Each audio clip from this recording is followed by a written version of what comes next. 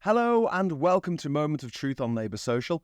I'm Graham Hughes. Today I want to talk about Suella Braverman, the woman who's been in charge of the Home Office for the last 11 months, with 6 days off for bad behaviour.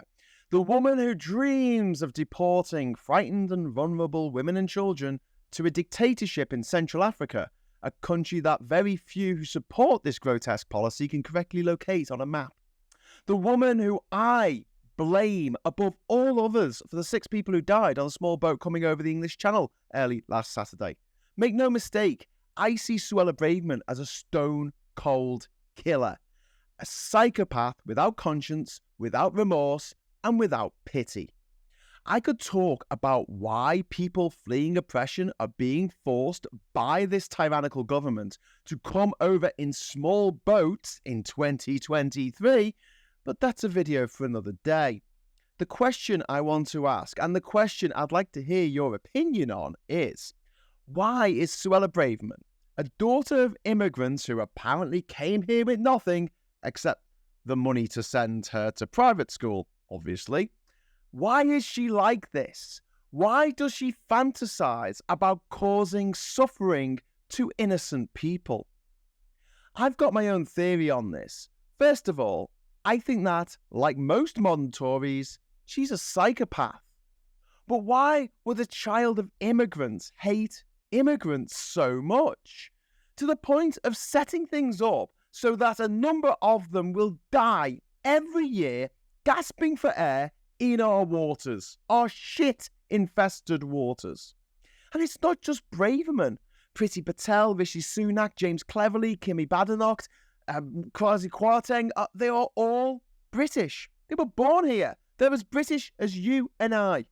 However, all their lives they have been reminded, quite possibly on a daily basis, that their parents came from somewhere else. Because, let's face it, Britain is still quite obsessed with race. And that othering has clearly tainted their view of what is British. Think of a new convert to a religion. These people try to be the best, the most zealous, the most righteous, the purest member of that faith. And so when Braverman and her other second-generation immigrant Tory colleagues look at what it is to be British and what they believe their fellow Brits want to see from them, they want, more than anything, to be seen as being more British than British. They want to be more British than the people who can trace their lineage back to William the Conqueror, who, incidentally, was an immigrant who came here on a small boat. And here's the thing. From the way that Braverman, Patel, Sunak, etc. behave, it appears that they equate being British with being a massive xenophobe.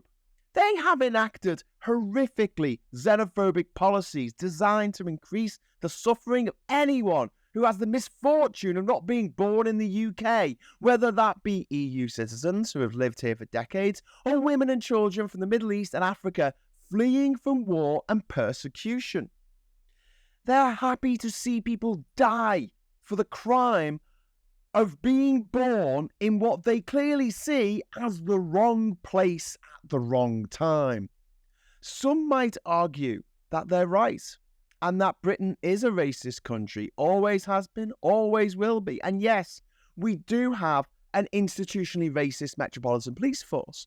If you put a non-British sounding name on a job application, you're a lot less likely to get the job.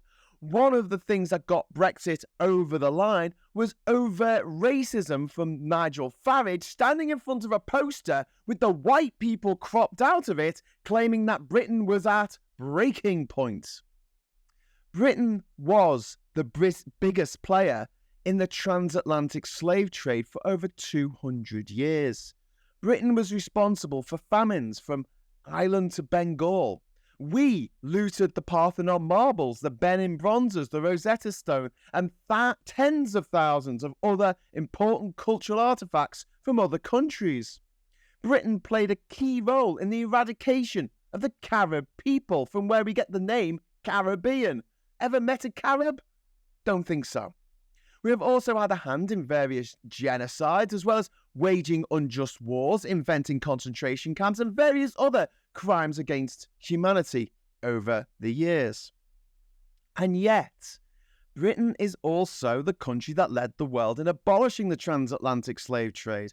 Britain led the world in fighting back against Nazi Germany. And despite Enoch Powell's rivers of blood, despite the National Front, the BNP, or Britain First, or whatever those mouth-breathing slugs are calling themselves these days, it's the anti-racists who have always won, eventually.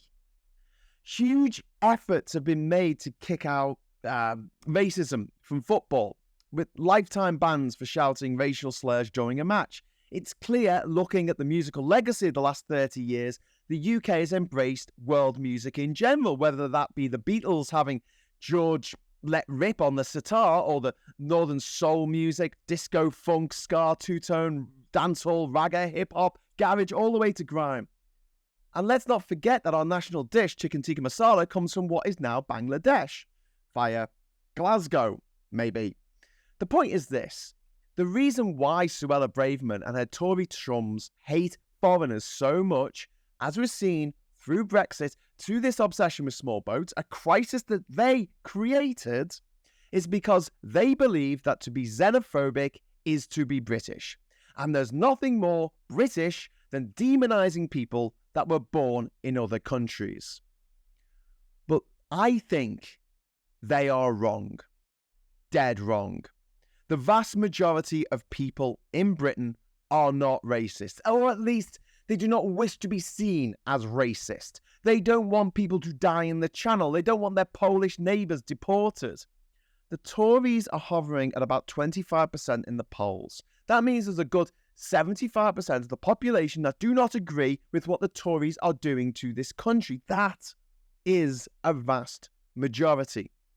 You ask someone why they voted for Brexit. Because I'm a massive racist is rarely the answer. You see, British people in general are all too aware of the fact that racism and xenophobia are bad things. How do I know that? Well, before saying something racist, even the racists say, I'm not a racist, but even in that tiny walnut-sized brain of a full gammon bigot, there's something rattling around in there telling them that being a racist is a bad thing to be.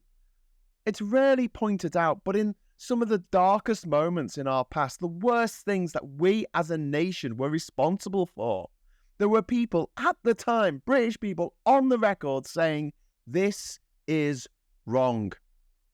Yes, racism has always played a part in our island story, but it does not and should not be used to define us. I will go so far as to say that being a massive xenophobe is actually the most un-British thing you could possibly be. Someone should maybe tell Braverman that, although hopefully it will be made crystal clear in the next general election when, with any luck, the whole goddamn Tory party is yeeted into the sea, never to rise again.